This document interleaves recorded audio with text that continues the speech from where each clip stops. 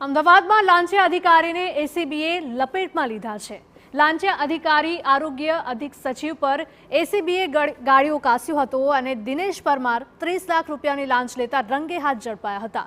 હવે આ મામલે આરોગ્ય અધિક સચિવ દિનેશ પરમારના ઘરે એસીબીએ તપાસ હાથ ધરી હતી। આરોપીના અડાલજમાં આવેલા ઘર પર અપ્રમાણસરની મિલકત અંગે એસીબીએ તપાસ હાથ ધરી હતી। તો સાથે જ દિનેશ પરમારનું બેંક ખાતું ફ્રીઝ કરાયું છે। મહત્વનું છે કે દિનેશ પરમાર વર્ષ 2024માં નિવૃત્ત થયા હતા, પરંતુ હાલ તેઓ 11 મહિનાના કરાર પર ફરજ પર હતા। લાંચ લેતા ઝડપાયા બાદ હાલ તેઓ 3 દિવસના રિમાન્ડ પર છે।